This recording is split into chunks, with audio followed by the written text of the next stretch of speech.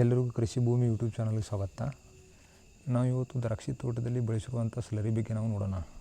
ನಾವು ಇದನ್ನು ನಮ್ಮ ತೋಟದಲ್ಲಿ 3 ವರ್ಷದಿಂದ ನಾವು ಇದನ್ನು ಪ್ರಾಕ್ಟೀಸನ್ನು ಮಾಡ್ತಾಯಿದ್ವಿ. ಒಳ್ಳೆ ರಿಸಲ್ಟ್ ಕೊಟ್ಟೈತಿ ಮತ್ತು ಒಳ್ಳೆ ಶುಗರ ಮತ್ತು ಸಾಯಿಲ್ ಸ್ಟ್ರಕ್ಚರು ಇಂಪ್ರೂವ್ ಆಗೈತಿ ಮತ್ತು ಒಳ್ಳೆ ಇಳುವರಿ ನಾವು ಪಡೆದಿದ್ವಿ.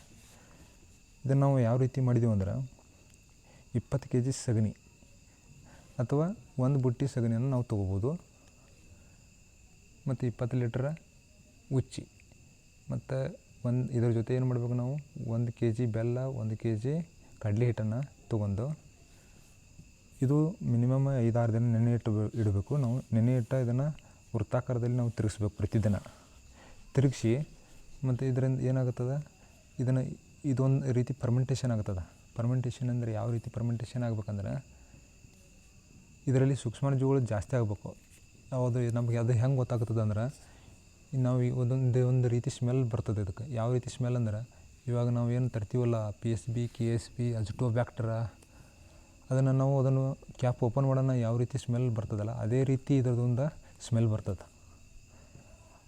ಆ ರೀತಿ ಸ್ಮೆಲ್ ಬಂದಾಗ ನಾವು ಏನು ಮಾಡಬೇಕು, ಇದನ್ನು ಡ್ರೆಂಚಿಂಗ್ ಮಾಡ್ಕೋಬೇಕು. ನಾವು ಯಾವ ರೀತಿ ಡ್ರೆಂಚಿಂಗ್ ಮಾಡ್ತೀವಿ ಅಂದ್ರೆ, ನಮ್ಮದಲ್ಲಿ ಇಲ್ಲಿ ಒಂದು ಮಡ್ ಪಂಪ್ ಐತಿ, ಅಂದರೆ ಟ್ಯಾಕ್ಟರ್ ಅಟ್ಯಾಚ್ಮೆಂಟ್ ಐತಿ. ಈ ಟ್ಯಾಕ್ಟರ್ ಅಟ್ಯಾಚ್ಮೆಂಟಿಂದ ನಾವೇನು ಮಾಡ್ತೀವಿ,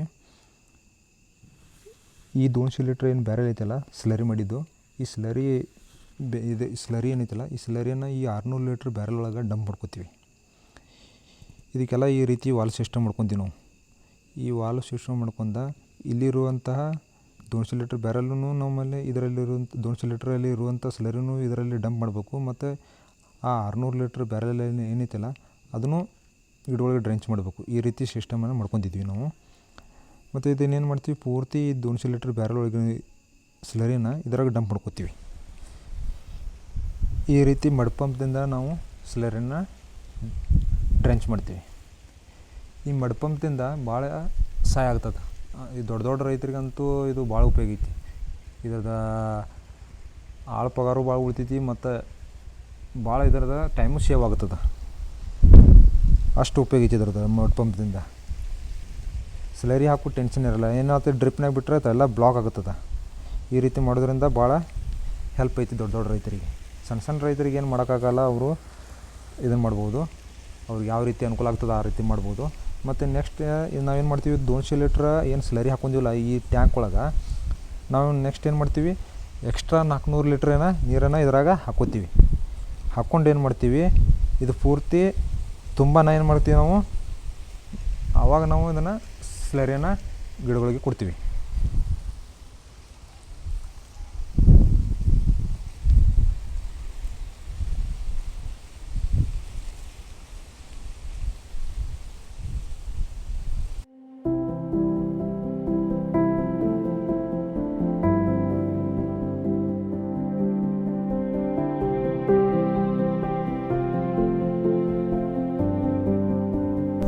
ಸ್ಲರಿ ಕೊಡೋಕ್ಕಿಂತ ಮೊದಲು ನಾವು ಏನು ಮಾಡ್ತೀವಿ, ಬೆಡ್ಡನ್ನು ತೋರಿಸ್ತೀವಿ. ಪೂರ್ತ ಅಂದ್ರೆ ಈಗ ಬೆಡ್ ತೋರಿಸಿ ಇದು ಸ್ಲರಿನ ಕೊಡ್ತೀವಿ. ಅಂದರೆ ಸೂಕ್ಷ್ಮಾಣುಜೀವಿಗಳಿಗೆ ಏನೈತಿ, ಸ್ವಲ್ಪ ಮೈಚರ್ ಬೇಕು. ಅದ್ರ ಸಂಬಂಧ ನಾವು ಏನು ಮಾಡ್ತೀವಿ, ಈ ಬೆಡ್ಡನ್ನು ತೋರಿಸಿ ಸ್ಲರಿಯನ್ನು ಡ್ರೆಂಚ್ ಮಾಡ್ಕೊತ ಹೋಗ್ತೀವಿ. ಯಾವ ರೀತಿ ಡ್ರೆಂಚ್ ಮಾಡ್ತೀವಿ ಅಂದ್ರೆ, ಮಿನಿಮಮ್ ಎಷ್ಟು ಕೊಡ್ಬೇಕಂದ್ರೆ, ಮಿನಿಮಮ್ ಒಂದು ಗಿಡಕ್ಕೆ 1 ಲೀಟ್ರ್ ಆಗೋಷ್ಟು ನಾವು ಡ್ರೆಂಚ್ ಮಾಡ್ಕೊತ ಹೋಗ್ತೀವಿ.